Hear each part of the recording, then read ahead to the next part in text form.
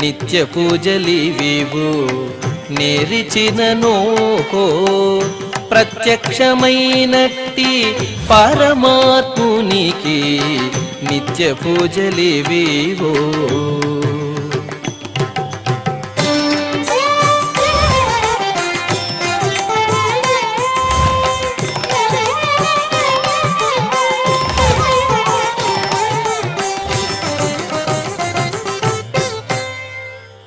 ఓం నమో వెంకటేశాయ.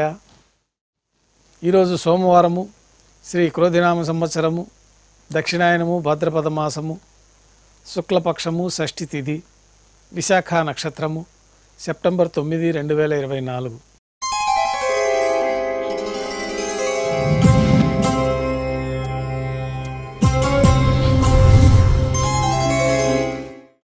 మాధ్యాహ్నిక ఆరాధనలో భాగంగా బంగారు పంచపాత్రలో శుద్ధ తోయాన్ని నింపుకొని స్వామివారికి ఉపచారాలు సమర్పించి తులసీ దళములతో అష్టోత్తర శతనామార్చన నిర్వహించి మాధ్యాహ్నిక నైవేద్యంలో భాగంగా అన్నప్రసాదాలు, పన్యారాలు, ఘంటానాదం మధ్య నైవేద్యంగా సమర్పించి భక్తులని సర్వదర్శనానికి అనుమతిస్తారు. ఉభయ దేవేలతో శ్రీ మలయప్ప స్వామివారు బంగారు తిరిచిపైన వేయించేసి మేళ తాళాలతో ఊరేగింపుగా విమాన ప్రదక్షిణంగా సంపంగి ప్రాకారంలో కల కళ్యాణ మండపానికి చేరుకుంటారు. కళ్యాణోత్సవం ప్రారంభమవుతుంది.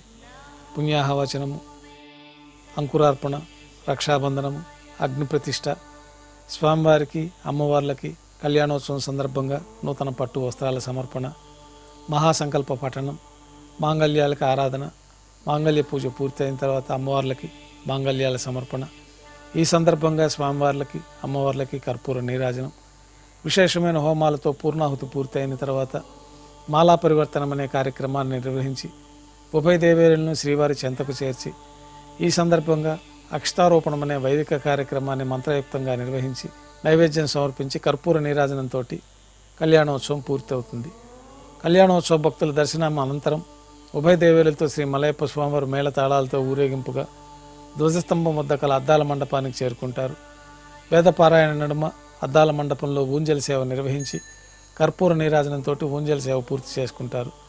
భక్తుల దర్శనానంతరం ఉభయ దేవేలతో శ్రీ మలయప్ప స్వామివారు బంగారు తిరిచిపైన వేయించేసి మేళతాళాలతో ఊరేగింపుగా ఆలయం వెలుపల కల వైభవోత్సవ మండపానికి చేరుకుంటారు.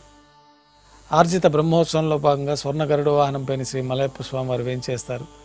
కర్పూర నీరాజనంతో స్వర్ణ గరుడ వాహన సేవ పూర్తి అవుతుంది. హనుమంత వాహనంపైన శ్రీ మలయప్ప స్వామివారు వేయించేస్తారు. కర్పూర నీరాజనంతో హనుమంత వాహన సేవ పూర్తి అవుతుంది. పెద్ద శేషవాహనంపైన శ్రీ మలయప్ప స్వామివారు వేయించేస్తారు. కర్పూర నీరాజనంతో పెద్ద శేషవాహన సేవ పూర్తి అవుతుంది. బంగారు తిరుచిలో మలయప్ప స్వామివారు వేయించేసిన తర్వాత ఉభయ దేవేరులతో కలిపి శ్రీ మలయప్ప స్వామివారికి కర్పూర నీరాజన సమర్పణతో ఆర్జిత బ్రహ్మోత్సవం పూర్తి అవుతుంది. సాయం సంధ్య వేళలో 1000 దీపాలతో అలంకరించబడి ఉన్న సహస్ర దీపాలంకరణ సేవ మండపానికి ఉభయ దేవేరులతో శ్రీ మలయప్ప స్వామివారు చేరుకుంటారు.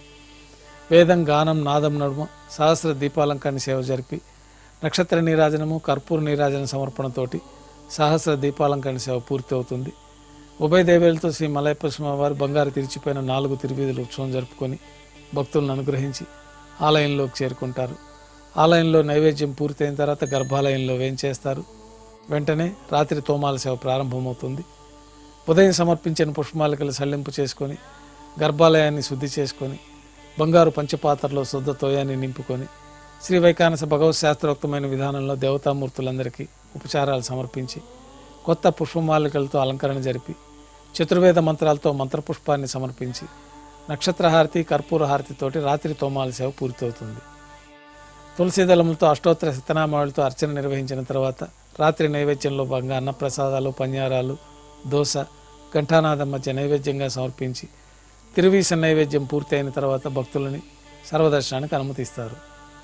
కొద్ది విరామం తర్వాత ఏకాంత సేవలో భాగంగా రాత్రి సమర్పించిన పుష్పమాలికలన్నీ సళ్లింపు చేసుకొని గర్భాలయాన్ని శుద్ధి చేసుకొని ఏకాంత సేవలో భాగంగా బంగారు పంచపాత్రలో బ్రహ్మ తిరువారాధన కోసమై బంగారు బిందెలోని తీర్థాన్ని సమర్పించి బంగారు పట్టు పాన్పు పైన కౌతుకభేరమైన శ్రీ భోగ శ్రీనివాసమూర్తి వారిని వేంచేపు చేసి ఈ సందర్భంగా జీడిపప్పు, ద్రాక్ష, కలకండ కలిపిన మిశ్రమాన్ని స్వామివారికి నైవేద్యంగా సమర్పించి గోక్షీరాన్ని నైవేద్యంగా సమర్పించి కర్పూర నీరాజనంతో ఏకాంత సేవ పూర్తి అవుతుంది.